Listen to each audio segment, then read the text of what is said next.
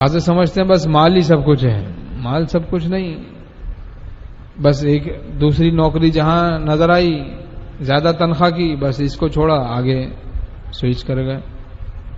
پھر کہیں وہاں گئے تو آگے کوئی زیادہ مال والی نوکری نظر آئی، زیادہ تنخواہ والی، ایک دم سے آگے چلے گئے.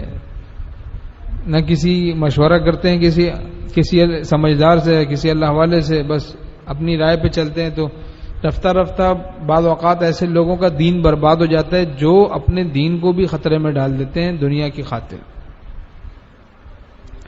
دنیا کی خاطر دین بھی خطرے میں ڈال دیتے ہیں تو ان کا پھر دین ہی برباد ہونے لگ جاتا ہے. تو حکیم الامت تھانوی رحمۃ اللہ فرماتے ہیں کہ مال تو ہے ہی ضرورت کی چیز. بھائی مال تو ہے ہی ضرورت کی چیز، اور فرمایا بہت بڑی چیز راحت اور مناسبت بھی ہے.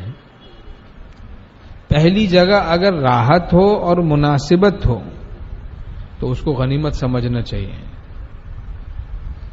پہلی جگہ ذریعہ معاش ہے، ایک کام لگا ہوا ہے، ادھر تنخواہ تو ہے، مناسب کی ضرورت پوری ہو رہی ہے، لیکن راحت بھی ہے مناسبت بھی ہے.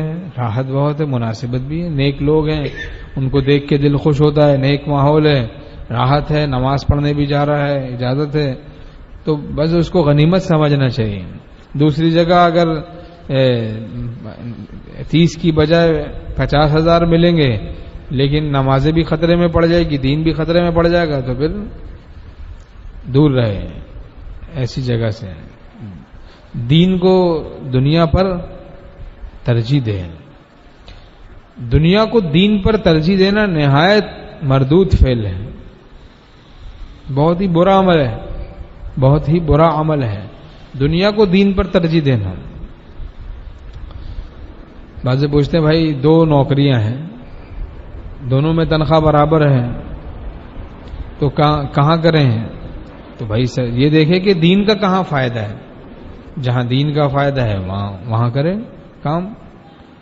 جہاں دین کا فائدہ ہے، دینی فائدہ ہوگا، نیک صحبت میں جا سکتا ہے، اپنے معمولات کر سکتا ہے، جماعت کے ساتھ نماز پڑھ سکتا ہے. 1 میل کے اندر اگر مسجد ہے تو مسجد میں نماز پڑھنا سنت موقدہ ہے. بعض مسجد میں نہیں جاتے ہیں، بس اپنی پڑھ لی. جماعت سے واجب ہے نماز پڑھنا. واجب کا تارک فاسق ہے، واجب کو چھوڑنے والا فاسق ہے، اور فاسق اللہ کا ولی نہیں ہو سکتا. بعض داڑھی کو کالا خضاب لگا دیتے ہیں، ارے بھائی گناہ ہے، ناجائز ہے کالا خضاب. ایسی ہی مونچھیں بڑی رکھی ہوئی ہیں اور ٹخنے چھپے ہوئے امامت بھی کر رہے ہیں. تو ہوش میں رہنا چاہیے بھائی.